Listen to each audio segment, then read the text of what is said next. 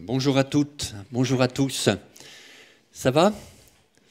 On va écouter la parole de Dieu. Et ce matin, avant de partir pour venir ici, avec mon épouse, on a lu le psaume 95. Et en arrivant ici, j'entends un frère qui reprend le psaume 95.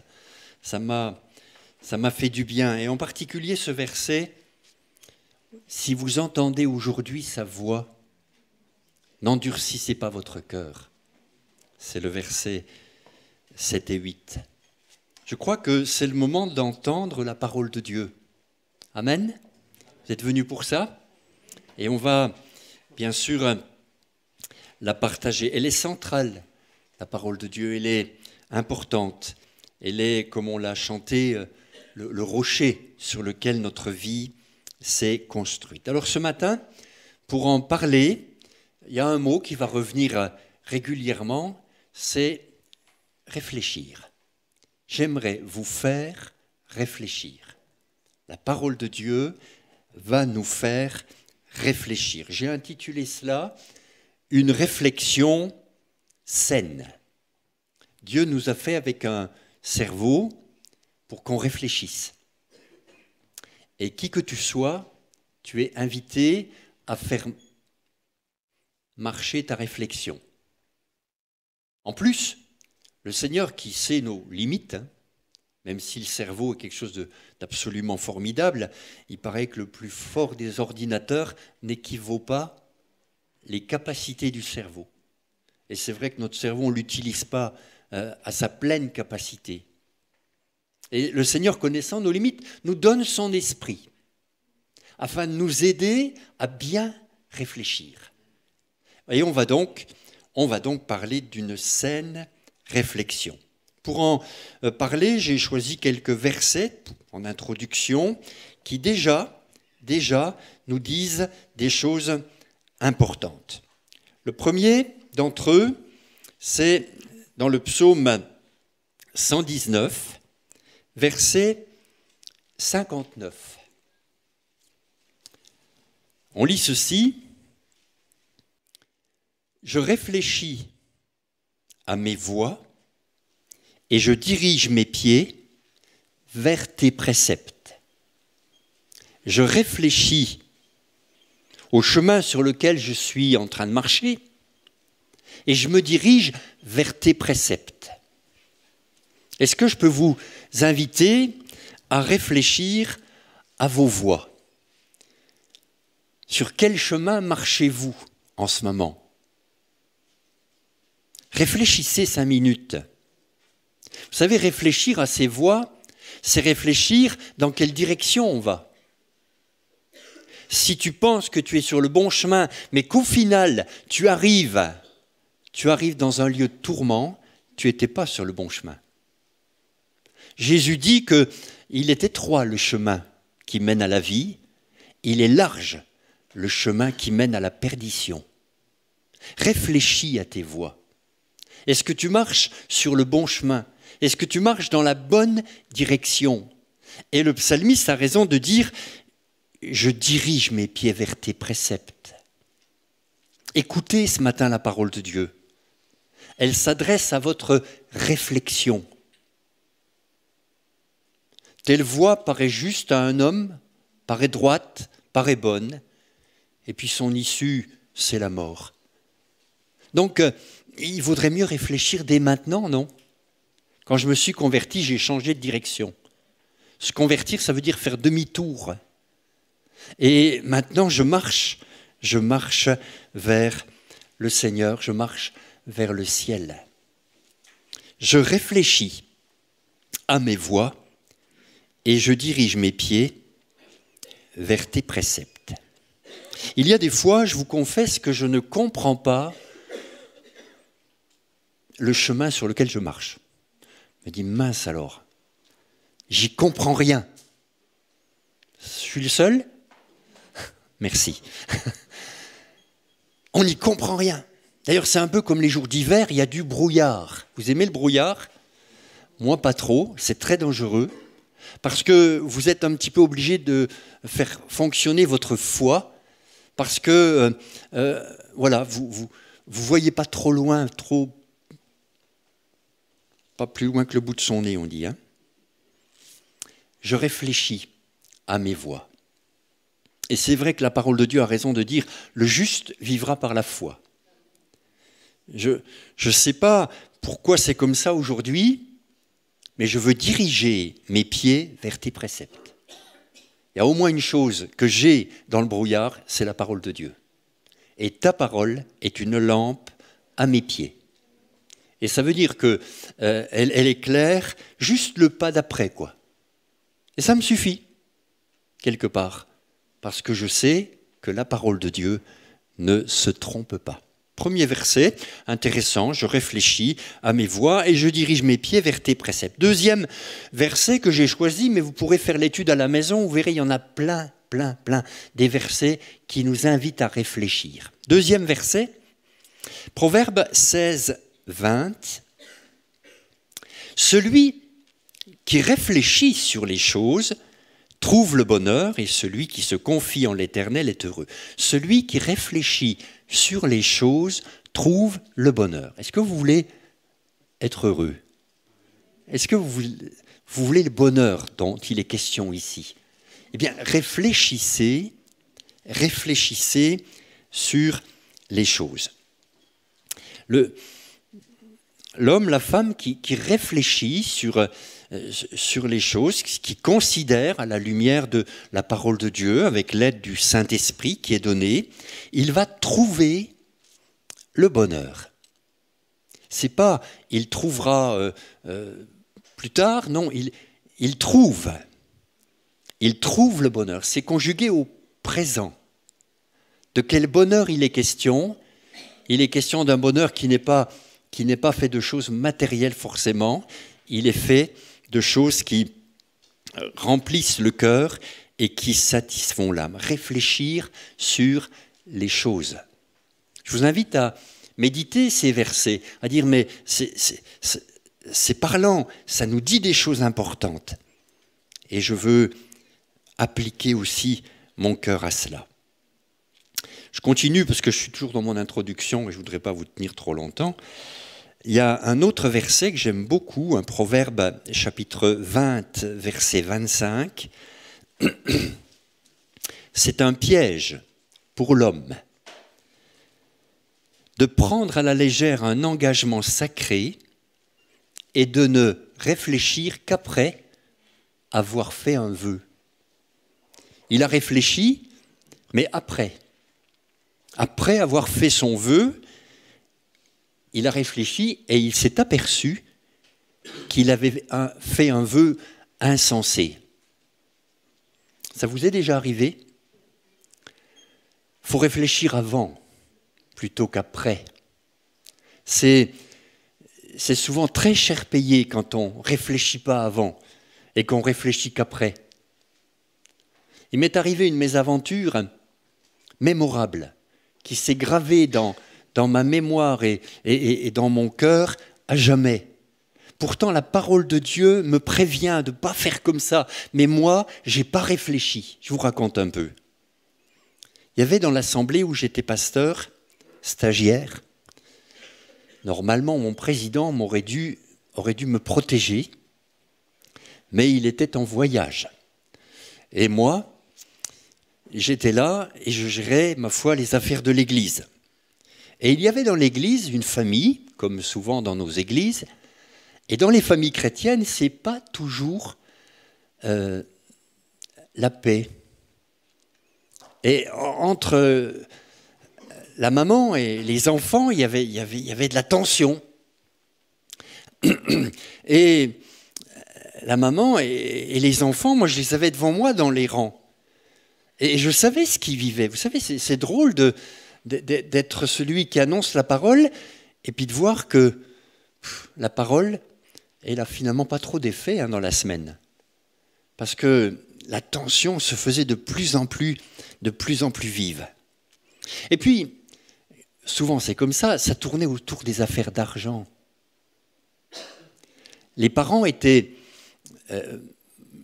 largement bénis dans leurs finances, puisque lui, c'était un ancien militaire, il avait donc sa retraite de militaire, et puis en plus, il avait repris un autre travail, donc il avait sa retraite plus son salaire. Il gagnait largement sa vie. Mais sa femme était dépensière au possible. Et ils avaient accumulé des dettes, et il fallait, pour éponger toutes ces dettes, un prêt de 100 000 francs, quand même, à l'époque, c'était une somme. Et le banquier demandait que les enfants se portent garant. Et les enfants, connaissant leur mère, refusaient. Moi, j'ignorais tout ça, je sentais la tension, je ne savais pas pourquoi. Et puis un jour, c'est arrivé dans mon bureau, c'est la maman qui est venue se plaindre de ses enfants. En disant, mes enfants, ils ne sont pas gentils avec moi. Regardez, ils ne veulent pas se porter caution pour que le prêt soit possible et qu'on rembourse toutes nos dettes. Alors moi, j'étais en pleine préparation du congrès de Reims en 86, où on attendait 3000 congressistes, j'avais 20 secrétaires, et entre deux dossiers, j'ai dit, oui, ils ne sont vraiment pas gentils, moi je vais me porter caution, moi. Mon président était au Brésil, je crois, et j'ai signé entre deux dossiers. Caution. Je gagnais à l'époque, petit stagiaire, 3000 francs. Ça fait 450 €. Le banquier aurait jamais dû accepter une caution aussi faible. Mais il a accepté. Et ces gens ont eu leur prêt. Elle était contente, la tension était baissée, les enfants m'ont remercié, les parents étaient contents, j'étais le meilleur des pasteurs. Et puis le congrès a passé, puis les années ont passé, c'était sur 10 ans. Et ils avaient largement de quoi, ils gagnaient 12 000 francs par mois. Et il fallait rembourser, je crois, 3 000 francs, il leur en restait 9 000 pour vivre. Et donc, pendant 5 ans, tout s'est bien passé. Et puis, au bout de 5 ans, j'ai reçu une lettre. En fait, les parents, je ne les voyais plus à l'église. Ils avaient décidé d'aller bâtir une belle maison à la campagne et, sans rien me dire, de refaire à côté un prêt immobilier et d'arrêter de payer le premier prêt pour lequel moi, j'étais engagé. C'est un piège pour l'homme de ne réfléchir qu'après. Je me suis mordu les doigts. Je suis allé voir le banquier, j'ai dit de toute façon, vous ne pouvez rien me saisir. Je suis dans la maison d'un autre, c'était la maison de mon beau-père, elle est meublée par les meubles d'un autre, et puis j'ai 4 enfants, 3 000 francs, vous ne pouvez rien saisir du tout. Il m'a dit oui, c'est vrai, on va mettre ça chez l'huissier. Et l'huissier, il a commencé à nous écrire des lettres. Et elle avait remboursé, la dame, les parents avaient remboursé 50 000 francs. Il restait encore 50 000. Et l'huissier m'a dit, maintenant ça fait 60. Maintenant ça fait 70. Vous savez, pour l'ancien banquier que j'étais, c'était très parlant. La leçon était cruelle. Pourquoi je vous raconte ça? C'est parce que je ne me place pas au-dessus, mais c'est un piège pour l'homme de ne réfléchir qu'après avoir fait un vœu. La Bible dit de ne pas le faire. Et moi, je l'ai fait. Alors, je suis allé voir mon ancien employeur, la banque, et je dis, voilà ce qui m'arrive. Ils m'ont dépanné, mais on a remboursé jusqu'au dernier centime. J'ai eu beau prier, il n'y a pas de chèque qui est tombé du ciel. J'ai payé jusqu'au dernier centime. J'étais muté sur Mulhouse, je payais encore. Et quand j'ai eu fini de payer, les parents sont revenus au Seigneur et ont commencé à nous rembourser. Mais quand j'ai eu fini de payer, et ils nous ont tout remboursé. Et puis Yann, ça s'est bien terminé. Mais voyez, c'est une leçon qui s'est inscrite en moi. Dominique, la prochaine fois, tu réfléchiras. Et si je peux, au passage, donner un conseil ici, je dirais, ne vous engagez pas. Ne vous engagez pas. Je crois que c'est important qu'on écoute ce que dit la parole de Dieu. Celui qui réfléchit sur les choses trouve le bonheur. Et c'est un piège pour l'homme de prendre à la légère un engagement sacré et de ne réfléchir qu'après avoir fait un vœu. Et puis, mais je suis toujours dans mon introduction, un 4e verset. Celui-là, je l'aime et puis je le redoute. Ecclésiaste 7, 14. Au jour du malheur, réfléchis. Oh là.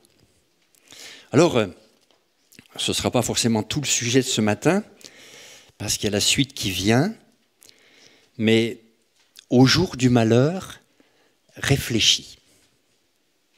On a, je crois que c'est un tort, on a dans nos milieux évangéliques de Pentecôte l'image d'un Dieu qui bénit, et ce n'est pas un tort d'avoir cette image, je m'explique, mais on n'a que ce versant, ce côté-là qui nous plaît bien. Hein. Écoutez ce que dit Job, chapitre 2, verset 10. Il dit ça à sa femme. Quoi ? Nous recevrions de Dieu le bonheur et nous ne recevrions pas aussi le malheur ? Et au milieu de tous ces malheurs, Job ne commit pas de péché dans tout ce qu'il dit. Il ne pécha point par ses lèvres. Il n'attribua rien d'injuste à Dieu. La Semeur dit rien d'inconvenant à Dieu. Au jour du malheur, réfléchis. Dieu permet les difficultés, Dieu permet le malheur. Et au jour-là, réfléchis. À quoi faut-il réfléchir ? Des malheurs, il en a eu, Job. Hein. Il a perdu tous ses troupeaux, c'est-à-dire ses ressources. Il a perdu tous ses enfants. Il peut vous raconter ce que c'est que le deuil. Hein. Il a perdu sa santé. Et il a perdu ses appuis. Sa femme lui dit « Maudit Dieu et meurt », et ses amis viennent le soupçonner d'avoir fait quelque chose qu'il ne fallait pas. Des malheurs, il en a eu. Amos, le prophète, disait « Arrive-t-il un malheur sans que l'Éternel en soit l'auteur ?» On a du mal avec cette pensée-là, que Dieu permet la difficulté. Je ne sais pas si vous êtes à l'aise avec ça, mais moi, ce qui m'a plu dans l'Évangile au départ, c'est que j'avais des problèmes, et je pouvais venir à Dieu, il allait les régler. Et de fait, il les a réglés. Il a permis que je trouve un travail, il a pardonné mes péchés, il m'a changé, mais je peux vous dire que la vie chrétienne n'a pas non plus été, depuis bientôt 50 ans, un long fleuve tranquille. Hein. Et au jour du malheur, on est invité à réfléchir. Moi, j'ai noté quelques pensées qui sont utiles. C'est ma réflexion, la réflexion de Dominique, qui vient de fêter ses 70 ans, qui a son épouse qui est malade et puis qui vit ce qu'il vit. Eh bien, voilà ce que j'ai noté. En ce moment, je réfléchis à la fragilité de la vie. La vie est fragile. Je réfléchis à la vanité de ce monde. Franchement, on vit dans un monde, surtout dans les temps de Noël, là, tout ce qui brille, hein, la vanité du monde. Je réfléchis à mon éternité. Je réfléchis à l'occasion qui m'est donnée d'exercer ma foi. Je réfléchis à la grâce de Dieu qui me secourt tous les matins, tous les jours. Je réfléchis au fait que certainement Dieu veut me parler en ce moment. Au jour du malheur, réfléchis. Je réfléchis à mes moments de prière, à mes moments de communion avec Dieu, à ma relation avec Dieu. Comment va-t-elle ? Je réfléchis à ceux qui, dans le malheur, se montrent des frères pour moi. C'est dans ces moments-là que vous voyez vos vrais amis.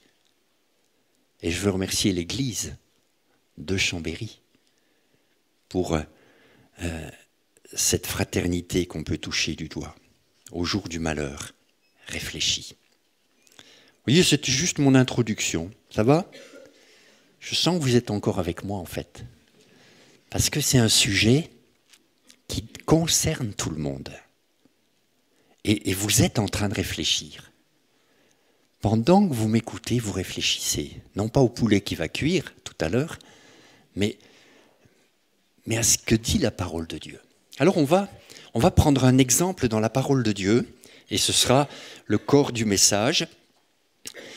Et je voudrais prendre l'exemple de l'apôtre Pierre. La Bible me dit, c'est intéressant, parce que le mot « réfléchir » est cité trois fois en relation avec Pierre. Pierre a réfléchi 3 fois dans sa vie. Non, il a réfléchi plus que ça, mais la Bible relate 3 fois. Et les 3 fois où il est écrit « Pierre réfléchit », on va les voir maintenant. Marc, chapitre 14, verset 72, il dit ceci, que, bon, on peut le lire, ou à moins qu'il soit affiché, je ne sais plus si je l'ai mis, oui. Aussitôt, pour la seconde fois, le coq chanta. Et Pierre se souvint de la parole que Jésus lui avait dite, « Avant que le coq chante 2 fois, tu me renieras 3 fois. » Et en y réfléchissant, il pleurait. Voilà une bonne réflexion. Il réfléchit et il pleure. Il réfléchit et il se repent. Il réfléchit et il dit « Mais Jésus avait raison. » Il réfléchit et il dit « Mais il m'avait prévenu. » J'ai été un prétentieux en disant « Oui, moi j'irai jusqu'à la mort pour toi. » Avant que le coq chante 2 fois, tu m'auras déjà renié 3 fois.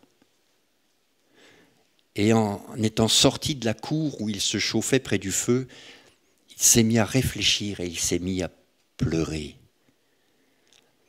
Je vous appelle à réfléchir de cette façon-là. Parce que quand on se repent, on ne regrette jamais. C'est toujours le bon chemin. On a toujours besoin de repentance dans notre vie. Même si tu es chrétien depuis longtemps, tu as besoin de repentance. Parce que qui n'a pas, chuté, trahi, montré l'inverse que ce qu'il professe par ses mots, eh bien que ses actes viennent contredire ce qu'il prétend être. Ne lui jetons pas la pierre à Pierre. Mais comprenons qu'il nous montre quelque chose d'important. Je trouve que la repentance a toute sa place dans les réunions d'évangélisation, appel à la repentance, mais je trouve aussi que la repentance a toute sa place dans des moments de culte où l'Esprit de Dieu agit et où, en y réfléchissant à ce qu'on vit, ce qu'on a fait, ce qu'on a dit, on a besoin de repentance.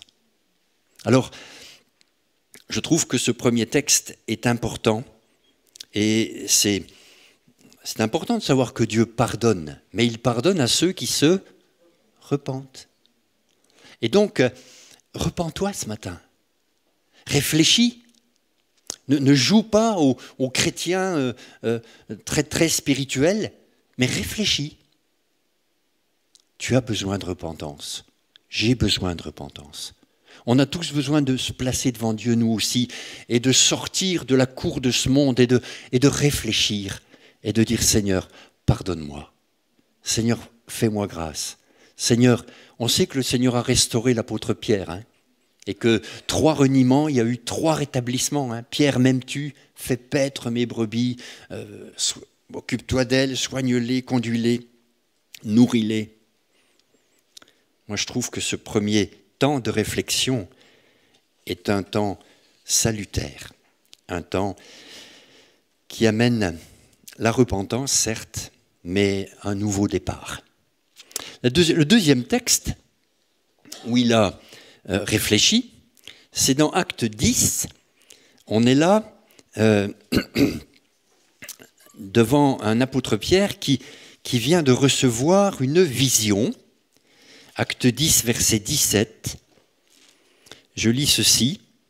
Tandis que Pierre ne savait en lui-même que penser du sens de la vision qu'il avait eue, voici les hommes envoyés par Corneille, s'étant informés de la maison de Simon, se présentèrent à la porte et demandèrent à haute voix si c'était là que logeait Simon, surnommé Pierre. Et comme Pierre était à réfléchir sur la vision, l'Esprit lui dit, « Voici 3 hommes te demandent, lève-toi, descends et pars avec eux sans hésiter, car c'est moi qui les ai envoyés. » Il a une vision, il voit des animaux impurs, pour lui le juif orthodoxe, et Dieu qui lui dit « tue et mange ». C'est l'heure de midi, c'est l'heure où on lui prépare son repas à l'étage d'en dessous, certainement que les bonnes odeurs sont en train de monter, et puis lui, son estomac est vide, il a faim, et puis voilà une vision avec un repas divin d'aliments proscrits par la loi. Il n'y comprend rien, il dit non, jamais, jamais, non, non. Et 3 fois, la vision se répète, la parole de Dieu est répétée. Il n'y comprend rien, et la Bible me dit, il réfléchissait à la vision. Moi, je crois qu'on est aussi concerné par ce texte-là. Je crois que ce texte me parle d'un moment crucial dans la vie de Pierre. C'est un moment où son esprit va s'ouvrir, les païens vont être sauvés, et ça pour lui c'était impossible. Il fallait d'abord être juif pour ensuite être chrétien. Mais là, dans la maison de Corneille, il apprend de Dieu que le salut est pour tous. Et il va l'expliquer d'ailleurs, parce qu'on va lui demander des comptes. Hein. On va dire, mais quand j'ai parlé à Corneille et à toute sa maisonnée, l'Esprit est descendu comme à la Pentecôte. Hein. Ils ont reçu le baptême du Saint-Esprit comme nous. Hein. Alors, je les ai baptisés. Et il faut qu'il argumente, hein, il faut qu'il calme les chrétiens de l'église de Jérusalem. Il réfléchit à la vision. Voyez-vous, mes amis, il faut réfléchir à la largesse du cœur de Dieu, à la largeur de son amour. Et ne pas nous s'arrêter à peut-être les choses que nous avons mis comme principe en disant celui-là il est perdu, celui-là il est sauvé. Qu'est-ce que vous en savez? Moi, j'ai pris des grandes leçons avec des gens, on n'aurait pas parié, je ne devrais pas dire ça, mais enfin, on dit parier un euro sur le changement possible de cet homme. J'ai vu des gens tellement bas tombés que tous les services sociaux étaient en échec. Tout l'argent versé par l'État ne transformait pas les gens. Mais la grâce de Dieu les a transformés. Le problème, c'est quand ils arrivaient dans l'église et que les chrétiens se déplaçaient pour ne pas être à côté de la personne. Voyez-vous, on a eu Noémie saura de qui je parle, une ancienne voyante, qui s'est convertie. Et quand elle est arrivée dans l'église, elle avait encore, le look. Elle avait laissé sa boule de cristal, mais il y a des gens qui se sont éloignés. Hein.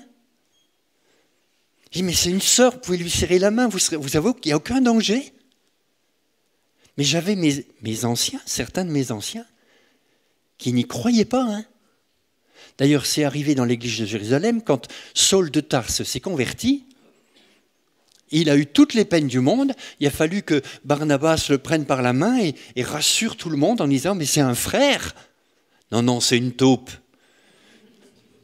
Non, non, il est envoyé par l'ennemi pour prendre sa liste et puis nous arrêter. On n'a pas cru. Vous savez, des fois, on a ce problème. Hein. J'ai vu, toujours dans cette assemblée, que j'aime beaucoup, un couple d'homosexuels arriver à une réunion d'évangélisation.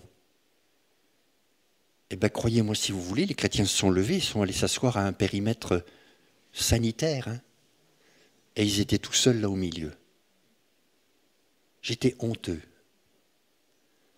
J'étais honteux, triste. Est-ce qu'on pourrait laisser le Seigneur élargir nos petites portes là et non pas que je sois laxiste, hein, mais la grâce de Dieu est extravagante. La grâce de Dieu, elle est merveilleuse.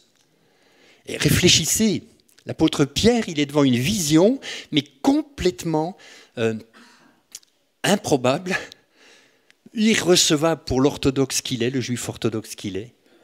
Et Dieu lui dit, écoute, ce que Dieu a déclaré pur, ne le regarde pas comme impur. Tu n'es jamais allé manger chez un non-juif, vas-y aujourd'hui. Et quand il va chez Corneille et qu'il annonce l'évangile, ces gens sont remplis du Saint-Esprit le jour-là. Ça ne vous donne pas envie ? Réfléchissez. Réfléchissez. Est-ce qu'on n'a pas réduit la vision, réduit les choses à notre petite fenêtre évangélique? Et il faut que tu rentres par là, mon ami. Si tu veux être comme moi, alors tu pourras être mon frère. En fait, on est tous frères, non? En humanité, on est tous frères. Et puis, les sauvés ne se limitent pas à notre petite assemblée, hein, heureusement. Dieu est plus grand. Et les visions qu'il accorde viennent pour élargir les choses. Alors, je ferai, après un appel à la repentance, un appel à l'ouverture d'esprit. Un appel à l'ouverture d'esprit. Il y a une œuvre de Dieu qui se fait.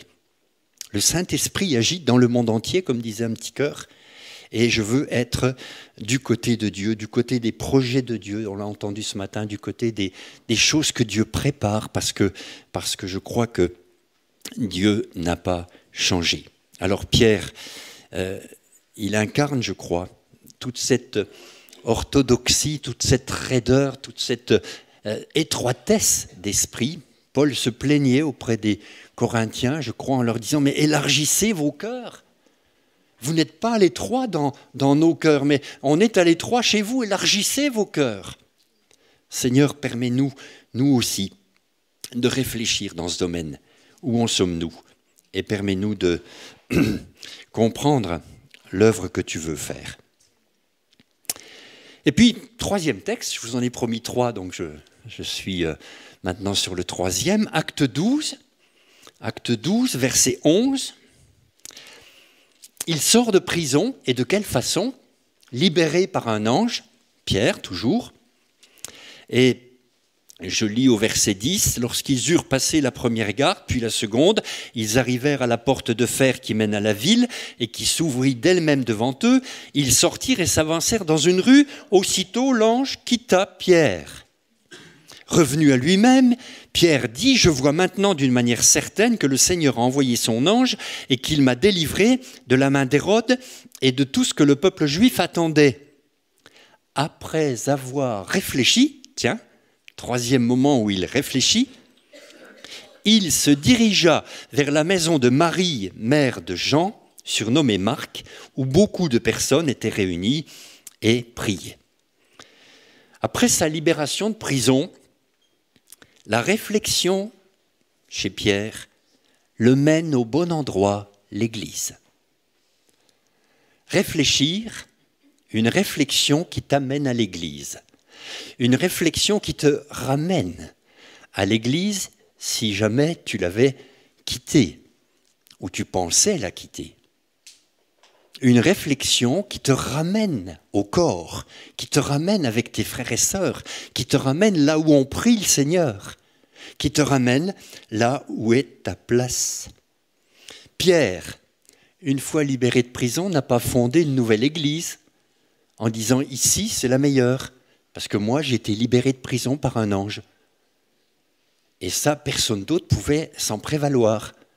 Non, il n'a pas fondé une nouvelle église, il a rejoint l'église. Alors je sais que je m'adresse à des gens qui sont venus à l'église, donc je suis un peu devant, pas la bonne cible, quoi. Mais je me dis peut-être que sur Internet, il y en a qui vont écouter ça. Puisqu'aujourd'hui, la cyber-église existe. Puisqu'aujourd'hui, beaucoup prennent le choix de ne plus se déplacer physiquement et de rester devant leur écran dans leur cuisine pendant qu'ils font leur repas du midi et de vivre ainsi la vie de l'Église. Bien sûr, c'est utile quand on est malade, quand on est retenu, de pouvoir quand même profiter ainsi du message. Et je salue tous ceux qui écouteront ce message depuis leur maison. Mais je les invite à réfléchir, à rejoindre leurs frères et sœurs là où ils prient. Parce que Dieu travaillera toujours avec son Église. Alors vous pouvez avancer vos arguments, l'Église n'est pas ceci, l'Église n'est pas cela, oui mais tu sais pas. Mais si, je sais quand même un peu. Depuis le temps et depuis les églises que j'ai visitées, je sais qu'elles ne sont pas parfaites. Mais devant Dieu, vous n'aurez aucun argument quand vous serez devant lui pour lui dire « Non, non, mais moi à Chambéry, je ne peux pas y aller, hein. C'est impossible. Comment ça, c'est pas possible ?»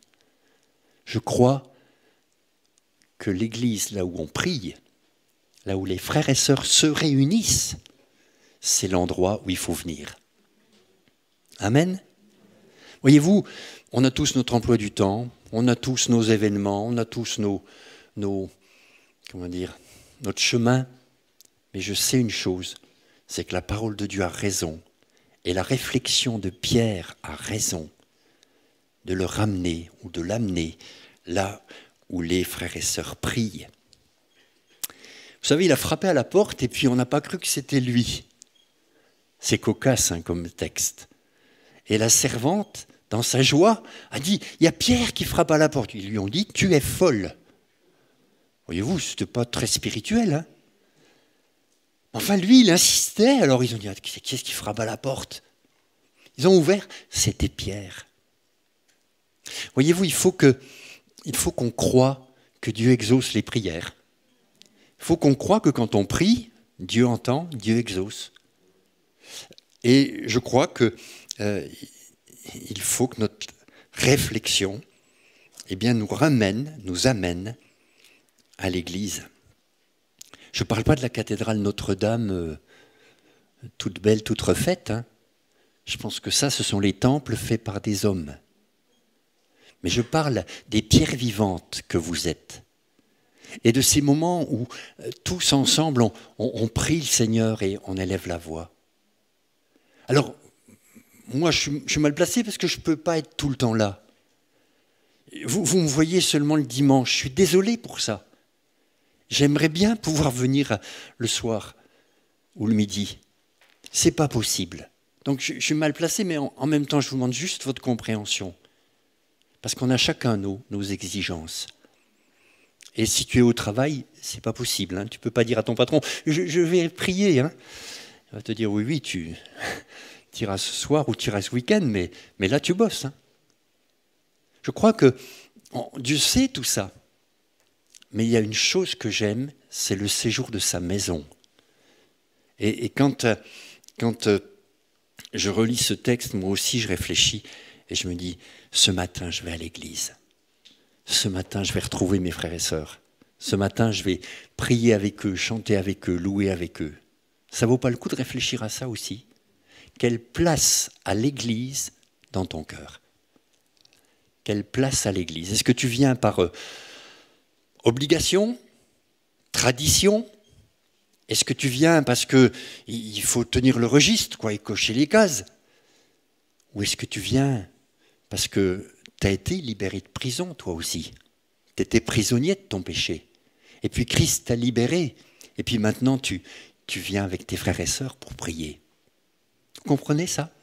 Voilà 3 domaines où Pierre a réfléchi et qui me permettent de lancer 3 appels. Un appel à la repentance, un appel à l'ouverture d'esprit et un appel au retour à l'Église. Mes amis, je vous autorise à diffuser ce message sans modération. Ce n'est pas comme l'alcool, hein. Mais ce message, diffusez-le autour de vous. Parce que la repentance, l'ouverture d'esprit et l'Église, c'est des sujets tellement importants. Je conclus. Notre langue française est très belle. Et le mot réfléchir a aussi le sens de refléter. Un miroir réfléchit l'image de moi. Ce matin, pour me raser, je me suis mis devant le miroir. C'est conseillé parce que sinon on peut faire des embardées dangereuses. Donc le miroir m'a réfléchi mon image. Et c'est le même mot, refléter. Et notre réflexion devrait aussi être le moment où Dieu se reflète en nous. Nous reflétons sa gloire, nous reflétons son image. Nous tous qui le visage découvert, 2 Corinthiens 3,18, nous tous qui le visage découvert reflétons, réfléchissons, comme dans un miroir la gloire du Seigneur, nous sommes transformés en la même image, de gloire en gloire, par le Seigneur, l'Esprit. Donc plus je réfléchis, dans les premiers sens du terme, plus je reflète sa gloire. Vous comprenez ? Et je crois que c'est important, ce sera ma conclusion, quand tu réfléchis avec l'aide du Saint-Esprit, de plus en plus l'image de Dieu s'imprime en toi. Ça vaut pas le coup de réfléchir ? Ça vaut pas le coup de se placer devant Dieu ? Quand ils ont vu, je crois c'est Étienne, le premier martyr, quand ils l'ont vu, tout à coup, son visage était comme celui d'un ange. Ça rayonnait. Quand Moïse sortait de la présence de Dieu, son visage rayonnait. Il y a quelque chose qui se réfléchissait, qui se reflétait. Merci Seigneur parce que quand je viens devant toi, même avec toutes mes questions, quand je réfléchis ainsi, je commence à refléter ta gloire. Qui veut refléter la gloire du Seigneur, hein ? On veut tous être, bien sûr, ce sera imparfait, ce sera encore de pâles images, mais on veut refléter sa gloire.